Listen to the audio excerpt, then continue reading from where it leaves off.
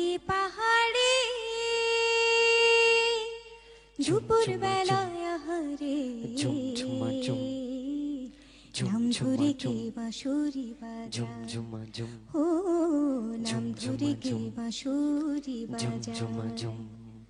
পরিবেশটাই এমন, শুধু গানই গাইতে ইচ্ছে করে, তাই না? কিন্তু পুতুল, তুমি গান গাইলে তো হবে না, প্রতিযোগীদেরও গাইতে দিতে হবে। অবশ্যই। এবার ডেকে নেব আমাদের পরবর্তী প্রতিযোগীকে। মঞ্চে আসছে শশী।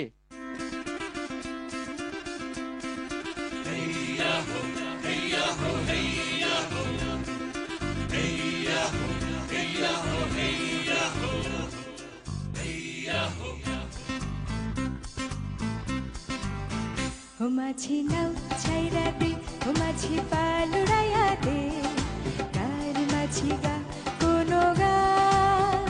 ও মাঝি নাও ছাইরা দে, ও মাঝি পাল উড়াইয়া দে, গার মাঝি গা কোনো গান। ও মাঝি নাও ছাইরা দে, ও মাঝি পাল উড়াইয়া দে, গার মাঝি গা কোনো গান।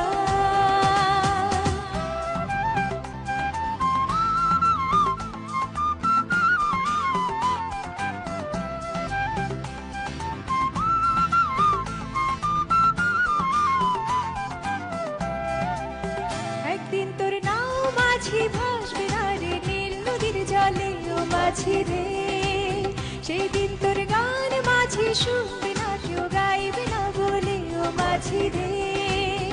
একদিন তোর নাও মাঝি ভাসবে না রে নীল নদীর জলে, ও মাঝি রে সেই দিন তোর গান মাঝি শুনবে না, কেউ গাইবে না বলে, ও বালুর নৌকা কাইরা নিবে সুর।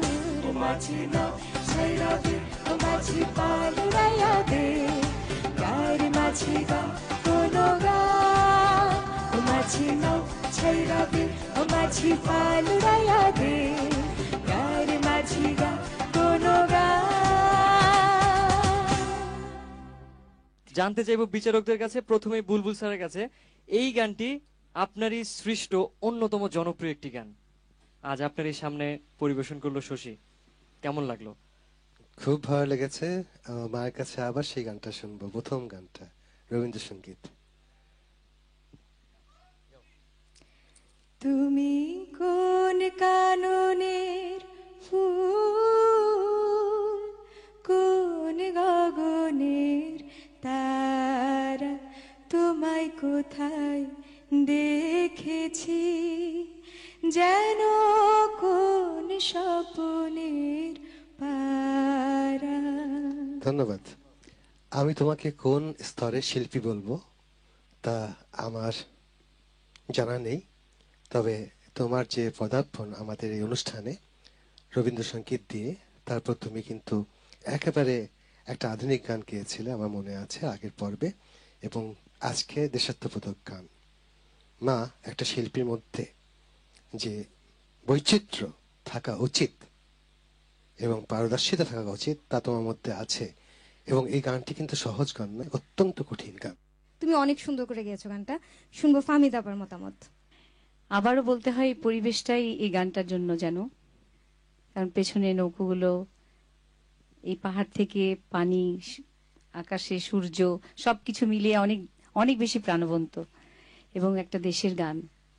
এই গানটা খুব সুন্দর, এমনি ভালো লাগছিল তোমার পরিবেশনা, কিন্তু কিছু কিছু জায়গায় ফ্ল্যাট গেছো, যেটা ঠিক করে নিও, কারণ এই শীর্ষ 16তে এসে আমরা চাইবো যে তোমরা অনেক বেশি গানগুলোর প্রতি মনোযোগী হও। জানতে চাইবো পার্থদার কাছে। ওটা ব্যাকগ্রাউন্ডে থেকে ফোরগ্রাউন্ডে ওকে থেকে গান শুনছি, ওকে দেখতে অনেক ভালো লাগছে, রাঙামাটির ওই পোশাক। আমার কাছে কিন্তু গান খুব ভালো লেগেছে, স্পেশালি চলরে মাঝে যাই বহুদূর। This is very tough to Singh. এই জায়গাটা গাওয়াটা অনেক কঠিন, এই লয়ে গাওয়াটা। আমার গাওয়াটা তোমার অত্যন্ত ভালো লেগেছে। ধন্যবাদ পার্থদা।